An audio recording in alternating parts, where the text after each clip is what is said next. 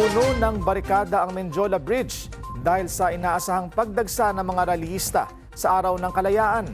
Para naman sa ilang mga bumabiyahe sa Maynila, pwerwisyo lamang ang dulot nito. Ang detalye sa Metro Morning Report ni Janse Makahilas ng Abante. Pantay sarado na ngayon ang paligid ng Malacanang laban sa mga rallyista at demonstrador na magtatakang lumapit sa Menjola Bridge sa nalalapit na Araw ng Kalayaan sa June 12. Ito ay matapos na punuin ng Manila Police District ang lugar na mga steel barrier na may barbed wire at concrete barrier ang Menjola Bridge papasok ng Malacanang.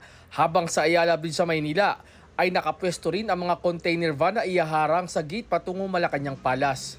Ayon kay Bong Mangalus, napakalaking perwisyo ng mga concrete barrier lalo na sa kagaya niyang commuter dahil dati ay mabilis silang nakakarating sa kanilang paroroonan sapagkat nakakadaan ng mga jeep sa Menjola Bridge.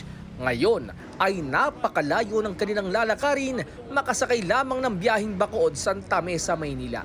Nagdudulot din umano ng mabigat na traffic ang mga barrier na inilagay ng Philippine National Police. Dati nadadaanan pa ito ng mga jeep, ng mga kagaya ng mga Bacood, Santa Mesa, Bacood, Quiapo.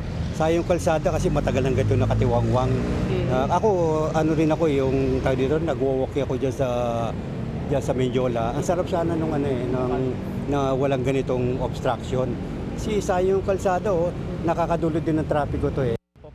Ang rider na si Adrian Rojas dismayado rin sa mga inilatag na barrier ng pamahalaan. Aniya, nakakapagpahirap sa kagaya niyang rider at estudyante na papasok sa eskwelahan ang mga harang dahil sa sobrang layo ng iikutin. Abala din po kasi mahirap po pag may pasok . Pag imbis po na makatawid po ng maayos dito yung mga estudyante, tumadaan na lang po dito. Tapos imbis na pwede po sa madaanan, hindi na po. Mas nakakakos po siya ng traffic. Umaasa naman ang publiko na aalisin na ito ng mga otoridad sa lalong madaling panahon. Para sa Metro Morning, Janse Makahilas, Abante.